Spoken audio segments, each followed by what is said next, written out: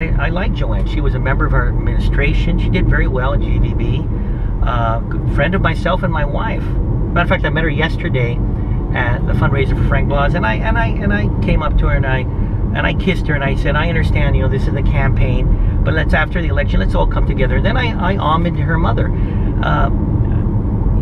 You know, the way I look at it, this is the democracy, and for whatever the reasons are why Joanne made that decision, you know, I'll accept it, and I won't take it personally. We move forward.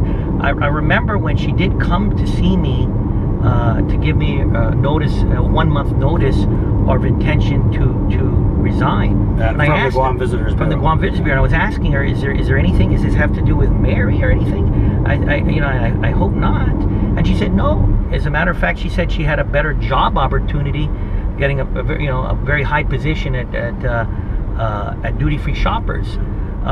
But then, you know, we did discuss how can we make things work with Mary, because I did not want to see the relationship, not only with Mary, but also, with Joanne, but also with Mary deteriorate, because Mary had been a part of our administration as well. Yeah. And so we're hearing something different from Joanne, because I've heard the audio from the pocket meeting where she endorsed Carl, and the way she says it is that, oh, I was in the cabinet meeting and I had to go to these cabinet meetings, and I wasn't happy, and I was so glad to get out. And now we hear from you that she resigned. It was all amicable. It was amicable.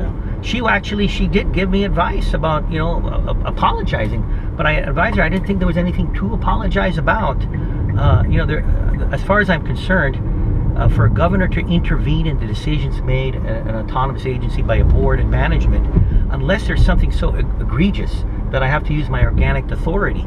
But when there were issues brought up that there might be some potential wrongdoing, potentially criminal activity, you know, for a governor to intervene there?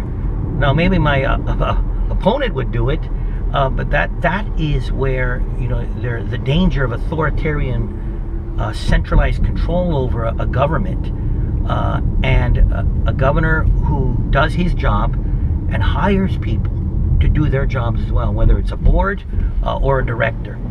But, you know, that being said, I don't think in the greater scope, scheme of things, this, you know, I'm disappointed that this happened. And again, at the end of this election, we're all going to come together. Yeah. But as we've seen things and the results of the primary, though we may have lost one or two in the Republican side, if you take a look at the tremendous outpouring that came to the Republican side, I'm talking, I beat my opponent by nearly 4,000 votes, and the number 11 Republican in the senatorial race had more votes than the number 1 Democrat. Yeah. That's historic. Yeah. That leads me to believe, and if you've talked to political pundits who believe that Democrats always come to vote in primaries, is that a vast majority of Democrats decided to vote for Republican. Yeah, and that's